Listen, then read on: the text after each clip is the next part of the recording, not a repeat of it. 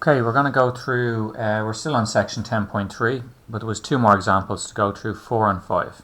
Okay, so we'll look at question 4. I've written down a shorter version of the question here. So example 4, a population is normally distributed with a mean of 12 and a standard deviation of 3. Find the sample size such that the probability that the sample mean is greater than 12.5 is 0.05 or 5%. Okay, and it says this is the sample mean x bar. Okay, so we're looking for the probability that the sample mean is greater than 12.5 is 5%. So we're looking for what sample size. Now remember, our probability tables don't show us greater than, they show us less than. So what we do is, instead of saying the probability, and this is the way they have it written in the book, it doesn't really matter as long as you show the numbers, greater than Z1, capital Z greater than Z1 is equal to 0.05, 5%. We know then that the probability that Z less than Z1 is going to be 0.95, 95%.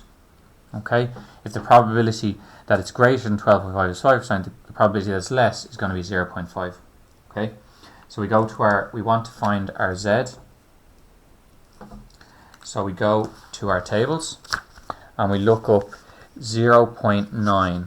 0.95. So 0.95 is roughly in between these two. Okay, in between these two. So you can see that's 0.9495 and that's 0.9505. And remember, with this, we've been given the probability, we're looking for the Z-score. We're not looking up these. We've given the probability, we're looking for this. So it's in between these two. So you could say 1.64, 1.65. In the book, they go bang on in between, and they go 1.645. So we'll continue with that. Again, you're not going to lose much marks if you use 1.64 or 1.65, but they've actually gone to 3 decimal places and done that. All right. Next, we want to find our sample size. So we have a formula that has z's and means and standard deviation and sample size, and this formula, Z1 is equal to x bar minus mu all over square root n.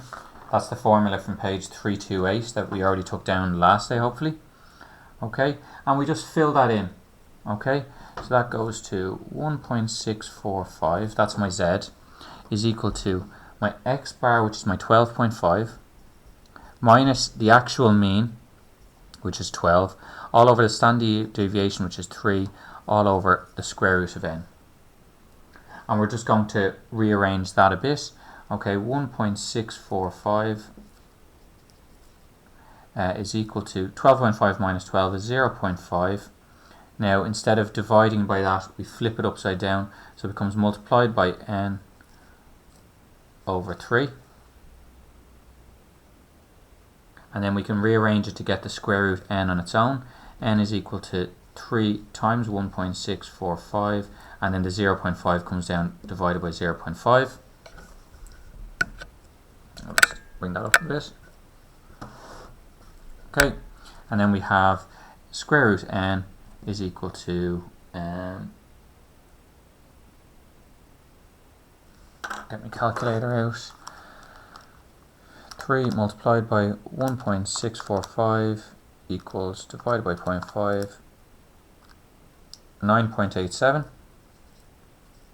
And then obviously if we square both sides to get rid of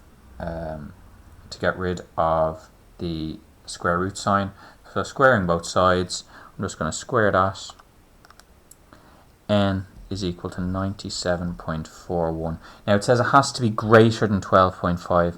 So if we do a sample size of 97, which we usually round this down to, that's not going to give us greater than, it's just going to be slightly less than. So we have to say n is equal to 98.